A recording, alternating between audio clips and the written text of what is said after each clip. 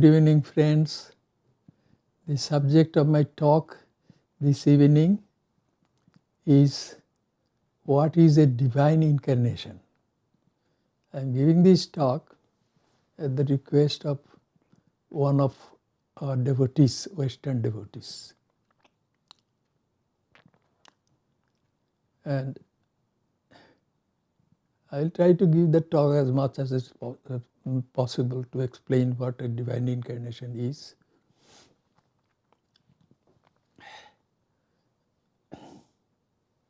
See, Vedanta, which is called Hinduism by many, has a vast treasury of scriptures, religious scriptures, vastest treasury. No other religion has that much spiritual truth in their scriptures. This is the most ancient living faith of the world, Hinduism.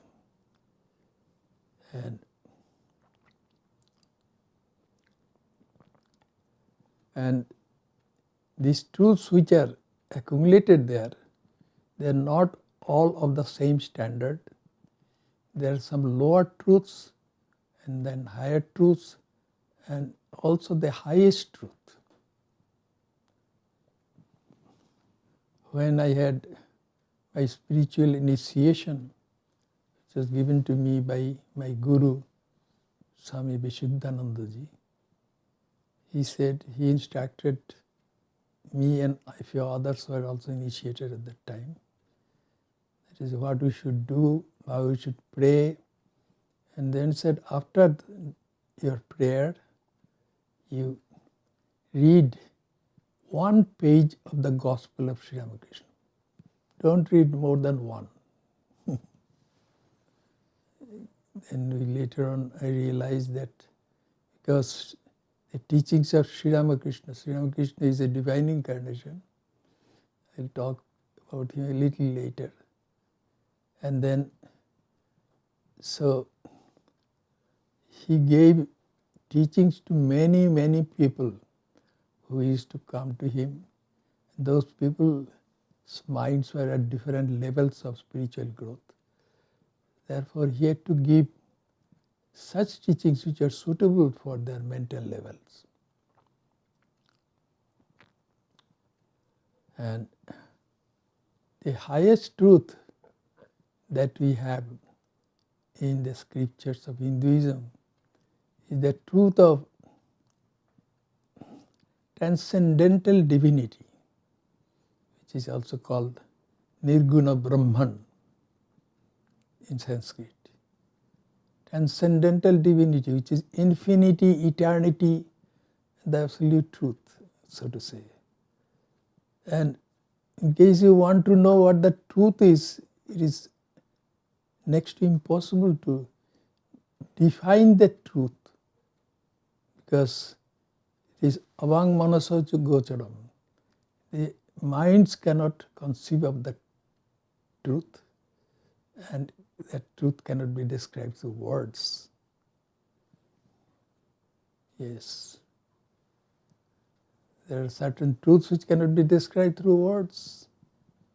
For example, we all had our mothers, but what motherly love is, unless we are mothers, we will never know. We have only theoretical knowledge of motherly love, motherly affection. It is only the women who have children, babies, such women, they know exactly what motherly love is. We have theoretical knowledge, and those who have had children, those ladies, their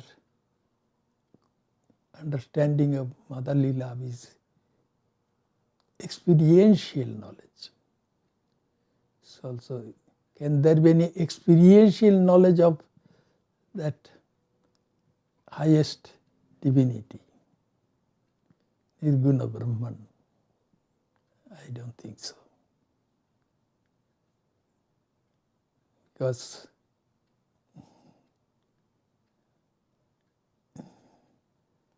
and it is beyond description. Still we will try, we try.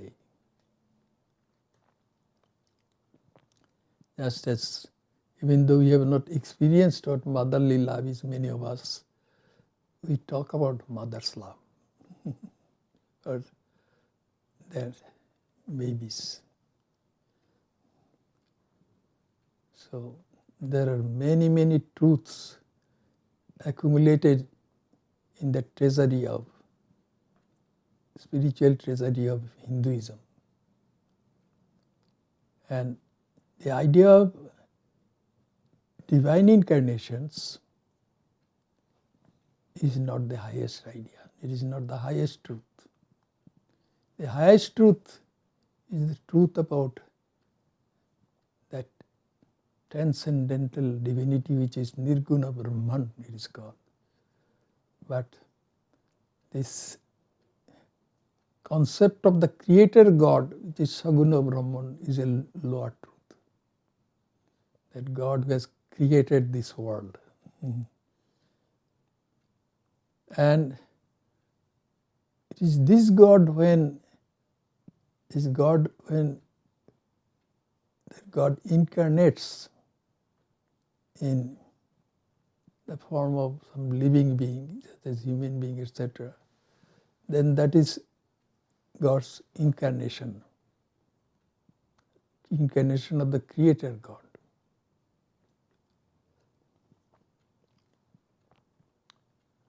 In that sense, we all are incarnations of divinity, because divinity is present in all of us. But God is not manifest in most of us. The non-living objects have the same divinity, but there is no manifestation of divinity. Those who are equipped with living beings, those who are equipped with minds, they have some manifestation of divinity in their minds. And then it depends upon the quality of their minds also. The minds which are completely unselfish or almost completely unselfish, their divinity is most manifest.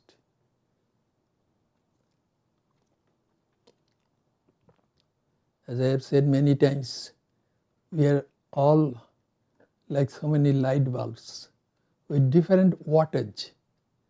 And if light is considered divinity, then we are light bulbs with different wattage. Some of us are 10 watt light bulbs, then some are 50 watts light bulbs, some are 100 watt light bulbs. And there can be some bulbs which are multi-trillion watt light bulbs. So much divinity is manifested. And these multi-trillion watt light bulbs are divine incarnations.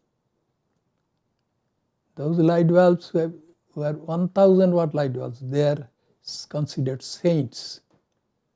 Yes. Now we are getting the idea of what a divine incarnation is. It is the Creator God who incarnates, who has become everything.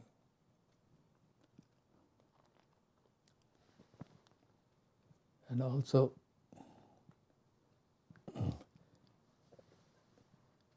in our scriptures, there is a saying, Uttishtata Jagrata Praipya Paran Nibodhata. It says, you make effort to get up and become awake. You are like a sleepwalker.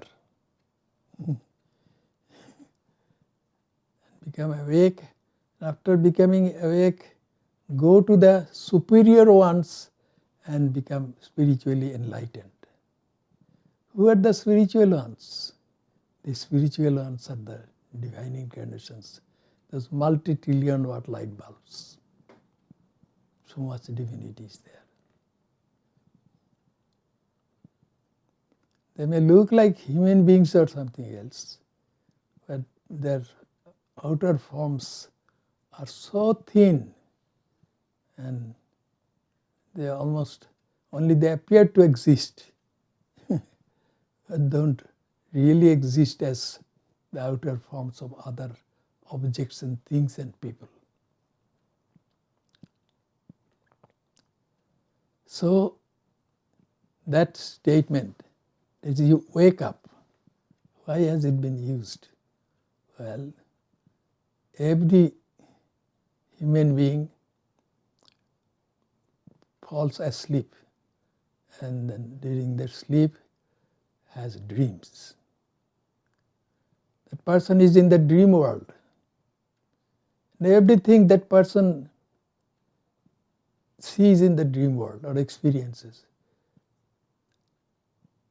that everything is the creation of the dreamer's mind.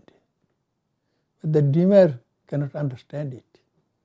The dreamer interacts with other dream people thinking that they are all different from the dreamer. And had someone in the dream world come and said to the dreamer, you know, you have dreamt this world is not real. They're all creations, or they're all creations of your own mind. Then the dreamer will say, what this person is saying doesn't make any sense. Then suddenly something happens. A hungry tiger suddenly comes from somewhere and jumps on the dreamer. And the dreamer becomes scared. And the dream is over. The scare of the dream tiger dissolves the dream world. That dream tiger was part of the dream world. And yet, it helped the dreamer to wake up from the dream world. Where is the tiger gone? The tiger is also gone along with the dream world. So also, these multi-trillion watt light bulbs are divine incarnations. They are like so many dream tigers. They have come to make us awake of the reality. What is the reality? That we are divinity itself. The idea that we are embodied beings, this idea is all wrong. Or the ego that one possesses, that ego is a thought of the conscious mind of that person. That person as the owner of that mind cannot be the mind. How can that person be the ego? So, really and truly as the owner, the person has to transcend that ego. And when the ego is transcended, no I is there. Only what remains is indivisible divinity, or Nirguna Brahman. That's what we all are. As long as we are identified with our minds and our bodies, etc. We are like so many waves, and those, we are identified with our forms in the ocean, infinite ocean. And if this identification disappears, then the forms disappear, and what remains is one and only ocean, which is Nirguna Brahman, or transcendental divinity.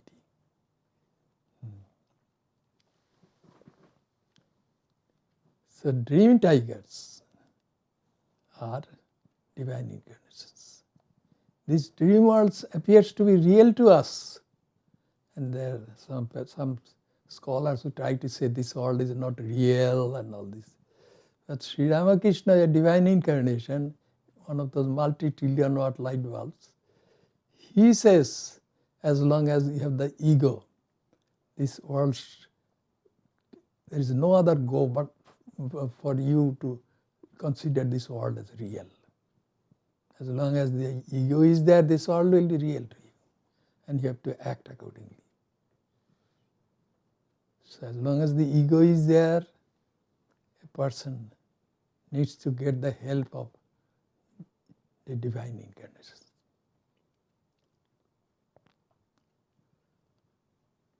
And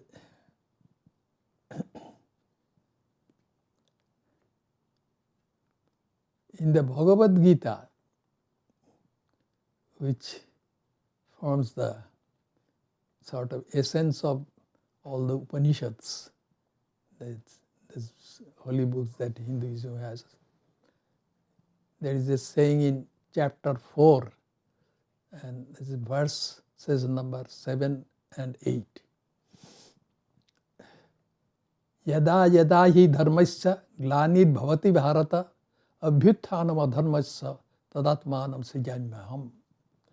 In Sanskrit, what is being said, that whenever there is decline of spirituality and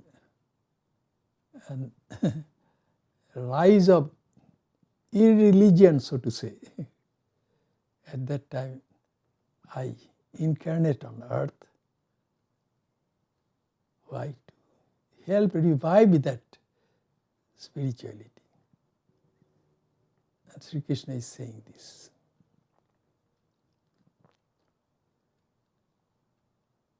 I means Sri Krishna is a divine incarnation. He is fully conscious of his divinity. So that's why he is saying that. At the beginning of the Bhagavad Gita, Sri Krishna, the teacher, a divine incarnation, he was teaching his student Arjuna, who was a prince. And then he tried to describe what that indivisible divinity was. Something which is never born, nor does it ever die. That's न जायते म्रियते वा कदाचित नायम भूत्वा भविता वा न भूय अजो नित्य शाश्वतोयम पुराणो न हन्यते हन्यमाने शरीरे. That is, at the beginning he gave the teaching to Arjuna about that divine spirit which is never born, nor does it ever die. It is eternal. But Arjuna's mind was not highly developed spiritually, so he couldn't understand that teaching. That's why step by step Sri Krishna started coming down. And eventually he told him that it is that Creator God who incarnates on earth as divine incarnations and to revive spirituality. Not all people are at the same spiritual level. Let me refer to Chandogya Upanishad, that is that famous scripture of Hinduism. There is the story of Indra and Virochana. These scriptures, with the help of stories, wanted to convey the truths. So, Indra is a character there and Virochana is another. They are both kings, but Indra had some spiritual tendency and Virochana did not have spiritual tendency. He was very materialistic. Both of them heard about that indivisible divinity which dwells in all beings, and they came to a teacher, Prajapati, to know about that divinity. Then Prajapati gave them teachings, same teachings to both. But Indra understood the real meaning, but Virochana's mind was not that developed spiritually. He thought that you are, most probably that teaching is similar to Tattvamasi, you are divinity. So he thought that divinity means his body was divine. But Indra didn't think that way. So That's how he became a body worshipper. So materialism is what? Materialism is body worship. And so God's incarnation is to remove materialism and establish spirituality, isn't it? So in all countries there are some body worshippers, but more so in the West I have seen, such as in America. It is a body worshipping country.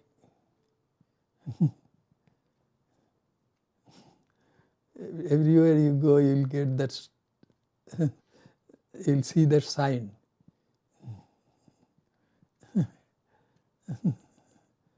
That is 24-hour physical exercise. There was one gentleman who used to come to us. I used to go to Vancouver Vedanta group almost every month. And then that gentleman, he is a Western person, he said that he had started a club called Body and Mind Club, but after a while he noticed that it was no longer Body and Mind Club, it was Body and Body Club. It's people are lovers of their bodies.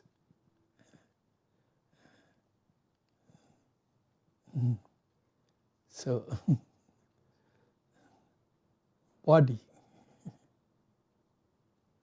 bodybuilders.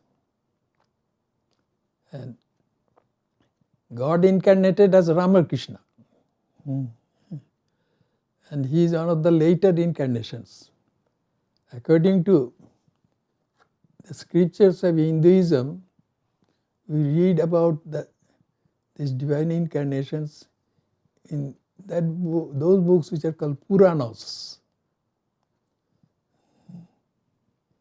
And it's very interesting. There they describe God, how God incarnated in different forms. So evolving forms of life according to science are what? Let me tell you. According to science, first there were aquatic animals, and then came the amphibians who could live on land and also water. And then came the land animals, and then came a combination of human beings and animals, and last of all the human beings.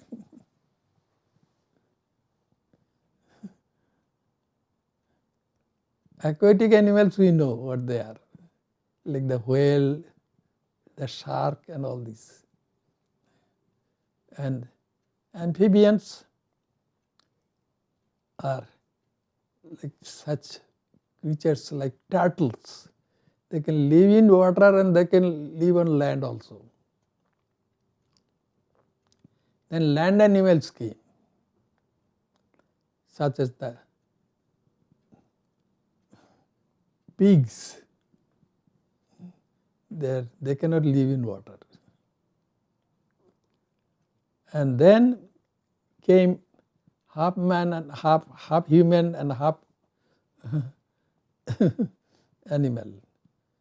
Many think that the gorillas are very much human, at the same time they are something like that. So they conceived of Nrisingha. That means a creature came who is half human being and half lion. God again. And then the human beings appeared, and they are short in structure, like dwarfs, and they are called Vamana. And after that came Parashurama, they are human beings, Rama, more evolved human being, then Krishna, then human being, and Buddha, and then Kalki. So all told, there are 10 divine incarnations. That's what they mention, the Puranas. But then some Puranas say that avatarahi asankhya. That means there are innumerable divine incarnations. because the world will go on existing for thousands and thousands of years. At different periods of time, divine incarnations will come. That's how they are innumerable.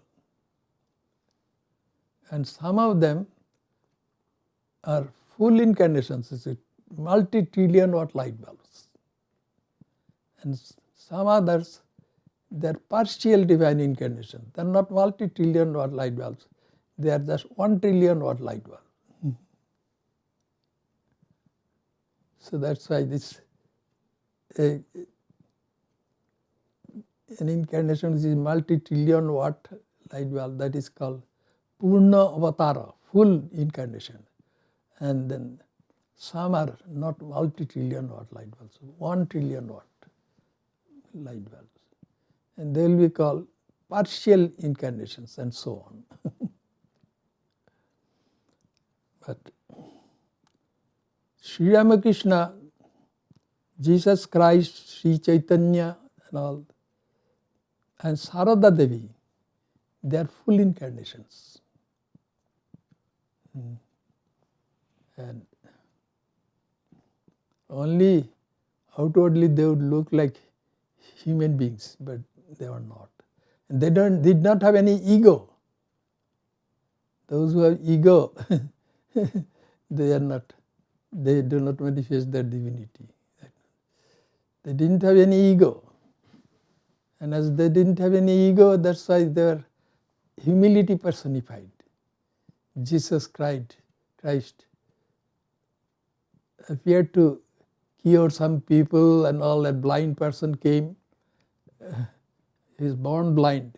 Then along with him there were some companions, and they asked Jesus, is this person blind because of his own fault or his parents' fault? Because at that time Judaism believed in reincarnation. And Jesus did not give any reply. He touched the eyes of that blind person, and that person got eyesight. Then he said his blindness was there to glorify God. That means I have not cured him, it is God who has cured. He did not have that ego. No divine incarnation has any ego. Of course, as you go toward the past, so many stories are added to the lives of such divine incarnations. And the latest divine incarnations are Ramakrishna and Sarada Devi. So in their lives we don't have such imagined stories.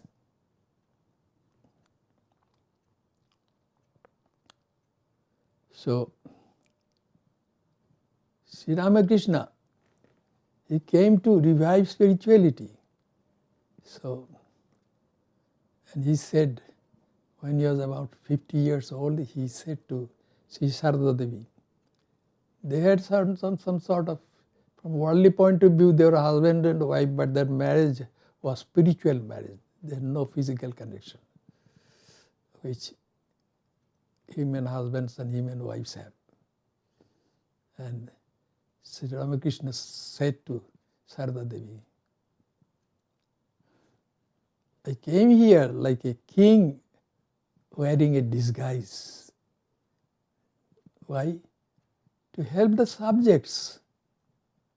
Now the subjects have come to recognize the king. So that's why my disguise is not working. So I have to go back to the palace. That means he would have to go away from this world. He will drop his physical body. Then Sri Sarada Devi said, yes, then what will I do? She is a divine incarnation. Then Sri Ramakrishna said to her, you will remain here. You will have to do much more than what I have done. What is that much more? Sri Ramakrishna came to help people by telling them the truths, which are truths lower to the highest truths. But Sarada Devi came to teach another thing, the compassion of God. She has compassion personified. To her, nobody was a stranger. And she said to one person, I and Sri Ramakrishna, are we different? We are the same. Same divinity, only she was manifesting that divine compassion. I am the mother of the good and I am the mother of the wicked also. That's what she said. Everybody was her child. She showed that compassion. Did she have lack of love for anyone? No. She loved all equally. That was the time when she was physically present. There was a time when India was under foreign subjugation. The British ruled India. And the British government sometimes would put those people, Indians, in jail who wanted to be independent. And once the British government put some woman in jail. And that upset even some of the monks of the Ramakrishna Order who were around the Holy Mother, Sri Sarada Devi. We call her the Holy Mother. And then she said, no, don't blame them. They are also my children. And the British are my children. That's what she said. So she was the Divine Incarnation who came to show the world divine compassion. That's what she did. So Sri Ramakrishna and the Holy Mother, they are not different. They are the same divinity, but expressing two different sides of divinity. Thank you all for your patient hearing.